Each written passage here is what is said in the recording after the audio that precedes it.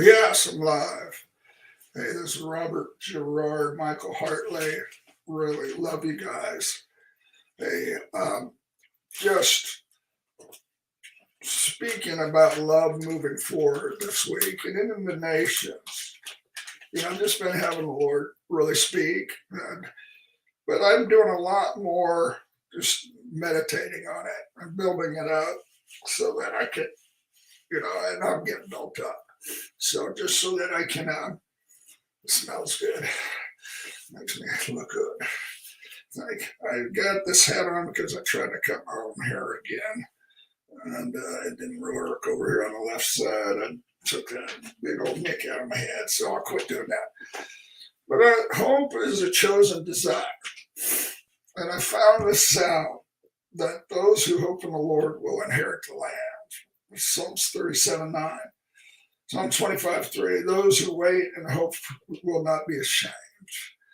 And that is so true.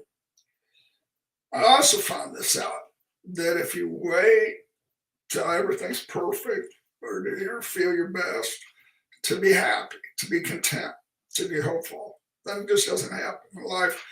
There's enough challenges. Hey there, Jacqueline. Love you, Karen. Blake. Love you. So if you do that, then you're never going to be over the hump where you see a long ways out and above. Because hope is an invisible power that gives us a solution-oriented reality. So, as most of you know, I've had, just in the last 5 years, unique challenges. Family, body, business. But I can say the corresponding blessings that have been so wonderful. And so at this present time, I'm being tested. And it's been kind of an ongoing concern. I've been getting run down and thought it was bronchitis and pneumonia. And it's just, I'm being tested and I'll have a biopsy this week for lymphoma. And so I am not concerned because it be caught early and God secures our hearts in his love. But I had a dream last night. And I agree with Jacqueline, unique challenges for unique destiny. And what's happened is family of 7, the Davises with their boys have moved in. We have devotion in the morning, devotion at night. And I posted in the morning some where we're having fun, but I just want to honor the children that I don't put them in the camera because it's not wisdom. But just for those of us that have a hope in Christ, an ascended hope in Christ, I want to tell you the dream I had last night. And the dream was, and I'm going to be honest with you, I've had a fever, and so I can be disoriented, or I've had hot and cold chills. So I was so thankful when John Winber, I was close to him, and he'd just tell us day by day. He'd say, hey, I'm having to do the spray because my throat doesn't produce phlegm or water. And he said so. And then we just were there with him. There was no sign of his love for God, and his moving forward was always there. And love moves us forward.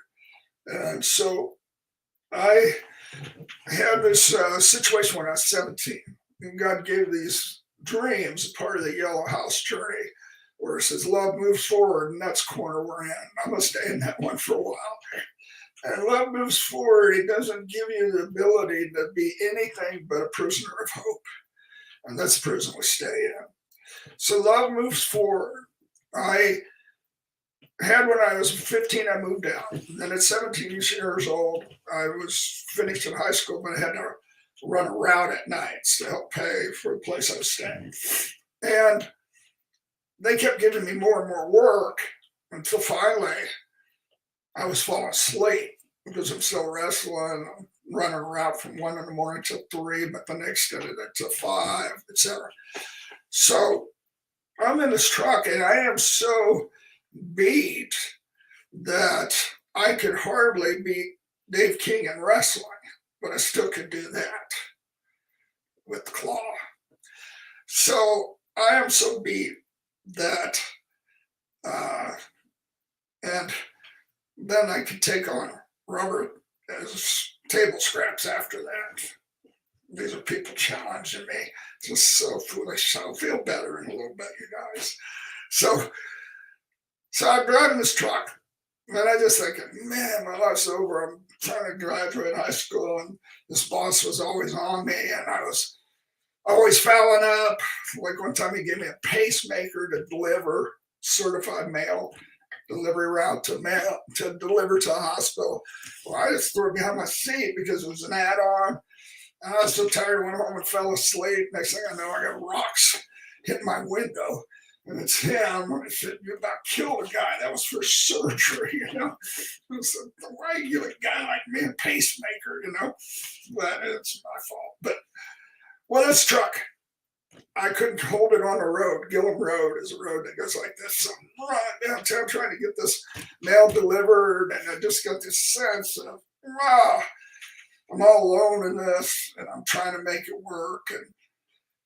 And I swing the truck too wide. And the truck wheel hits in the sewer main, you know, the opening down there. And it hits it so hard that it cracks the wheel, but I overcorrect with the muscles that I have that Blake and Robert and Dave King don't have.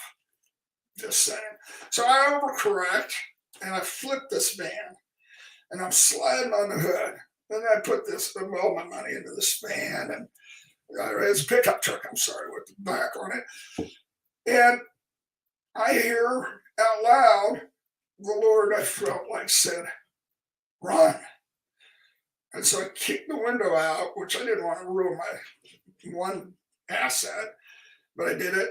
And I took off, and I got probably 10 feet, and it was like the movies. The thing blew. I would have been in it. I sat down on that sewer main, which is probably now 40 feet away. And I just thought, gosh, my life's over. I can't get my bearings. I felt an arm come around me. And I heard him. I just heard him say, you're my delight. I'm always with you. I got a future and a hope for you. Even gave me pictures of just my life. My breath went from a short breath that was erratic to scared to the calmest. This is what's amazing is that he said, he wouldn't let go of my face, that just with his delight. I said, I'm heartily the heart. I just want to be your heart. And all I do is desire to see you. I fell asleep on that sewer man. I just laid down, went to sleep, and I slept in his arms with the angels around me. And I learned what you can walk through the valley of the shadow of death or make your bed chill, and he's here because cars are racing around there in the whole bit. And I was safe. And they woke me up, put me in another vehicle, finish the route. But, it just was this confidence that I look back on my life. I just can't kick my playpen. That we can all see just the goodness of God in the land of the living. So we're going to keep you updated just on my approaches. Love's moving forward. He showed me last night. You might feel like the truck's been flipped, or you flipped it, but because I haven't responded. People haven't been myself to give real, be consistent with just appointments, and it's just kind of based on how you feel. And then, and I just had a second granddaughter. I'm so happy about that. Zena, so good to see you. It makes my soul feel so good to see you guys. But just to let you have a little update that I'll be testing this week, and they're trying to get it in. They have to get my blood stabilized, and they have to give me shots in my stomach. So, and I do got to get some work done. So I am coming out to, Robert, you're funny. So I'm coming out to LA, Newport Beach, September 17th through 19th, I believe, because I'm going to be with the investment group with Brian Johnson and everybody and Dave. I probably shouldn't say names, but and then 20th to the 22nd or 3rd, I go to Redding, California, and then I go to Sacramento. I get 2 Airbnbs there. We're just trying to figure out what we're going to do with them long term. So I love you. I love your comments. Just wanted to give you an update. Thank you, Linda. All you guys love Moves Forward. I just love your notes. You know, I actually have been giving my phone in the morning to Michael and Caitlin so that I could rest more. And then I'm just getting built up to go on this trip. But love to see you guys that are out there. I don't know if this will be the trip, but I'll be coming back. So love you. Keep giving me updates. What I'm going to do about the health updates is just put them aside so whoever wants to see them can see them. And on this, I'm going to really focus on the Yellow House journey, but the 12 faces of God, that we're going to see him together and just have that devotion time. And I'm going to do it every morning as much as I'm able. And my Hope team, I just have tried with Jacqueline to set up times where I could be on. And it's just been in the midst of the family moving in here and then getting the work projects done, selling a bunch of houses. They were trashed. But it's been the goodness of God to just get that simplified. And so everything's working towards that. And then doing this really well, where I can be world's best storyteller of his heart. So pray for the changes and just thank you for your comments. I deeply, deeply appreciate it. And if you see anything weird about me on the internet, I'm busy trying to live.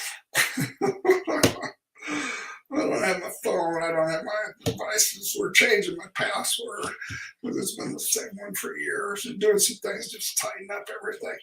So I'm not going to defend anything. I just love people and I just lay low. So appreciate everybody and just remember if the truck seems to flip, he's holding your face with joy and delight. And he's giving you solutions and he's giving you a different wavelength.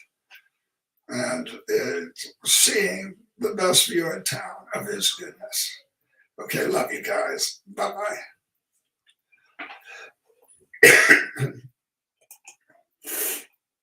That's so good. I love these guys.